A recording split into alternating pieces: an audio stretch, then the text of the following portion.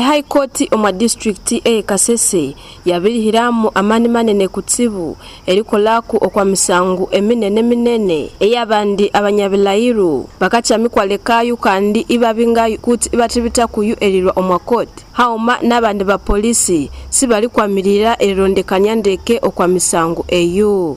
Owe Chitumbi Alinda Isha ono ni magistrate omukulukulu kandi owe Chitumbi mwaka kanjango ku abirihambwa ku kutsibu okwabu abatri abe misangu abakacamikwa endabule isibataba kolachi.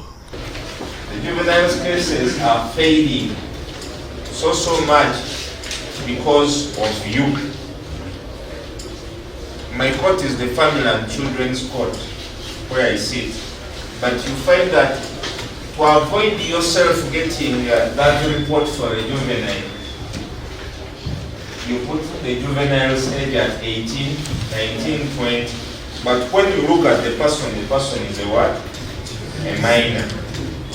Most times I send them back to you, and upon a second examination we find out that the person is indeed a what? A minor. That evidence which is being fabricated to make that person an adult, the moment it is found that that minor was confined with adults, your case automatically dies. Mwaka sobora ati chinu chikaleteba wabusana nelitendibya nobwa keiso obukawunzandeke hauma nelihamba nabi eshafailu eshemisangu omwabutuku obwerirondekanya ndeke okwa misangu eyu.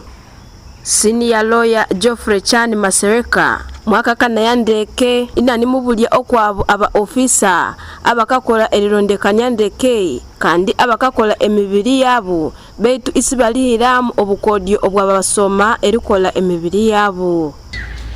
So emsangwa minene kandi minene eyemade yerobare eribise shambundu nachi abapolisi bakalenda mbere batungane bizibiti ebyo but kandi ebibererwa but ekizibituke okwama bande ekizibiti kwezo kwaba ekizibiti ngawutolere wachi bekawuti wachi handika wuti nomukoti wasakireta mwa wuti so bakaba bitunge bizibiti naribe ibalengemera batyo musangwa mahwa kechitecho so chiri very important nicho mbongo kuthevo arikwa machilaino okochikaenda erihika ekizibiti echo chikisaba nikromukoti.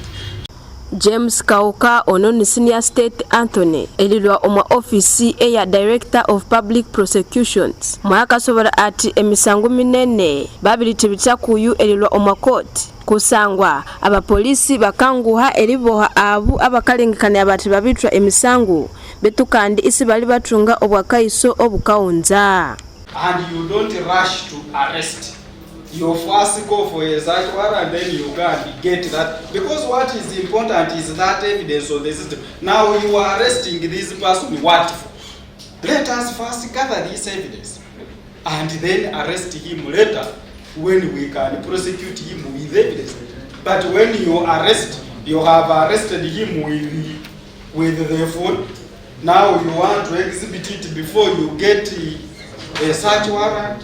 I mean, it becomes a bit of complicated, but Eunzaku ekitibu kinu Honorable Justice Lawrence Tweyanzi mwake mbembetaya omusomo owelisomesha abapolisi ibani mubayesha amaezi haumano bukodyo obwerirondekanya ndeke neribuliri yandeke okwa misangu omwa district Kasese.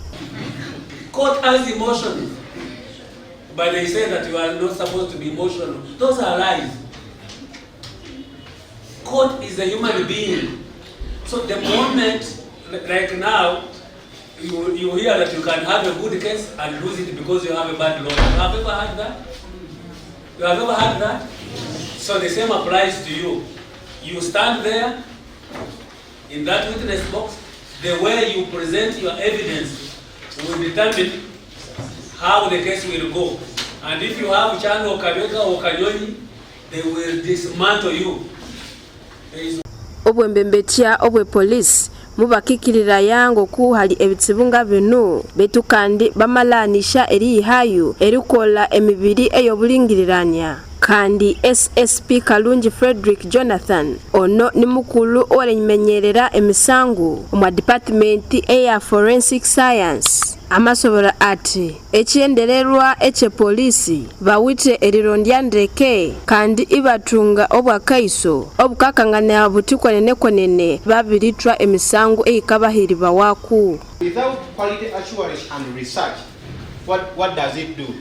Its mandate is simply to make sure that the services we deliver, they bring or they give our clients that satisfaction that they need. Okay, a very good example. The current issue of cafe. We are not worried even if they take those samples, God knows where, for another thing, for a retest. We stand by our results. Let them take the same samples, test, and then come back. Then we compare. Why are we saying that we are confident? Quality assurance. We make sure that the services we offer are quality services. We want to make sure that the results we give you stand scrutiny and then the test of time. And above all, customer, we want to build trust. Why does someone say that, take the things to forensics, don't take them the other side? It's because of quality assurance.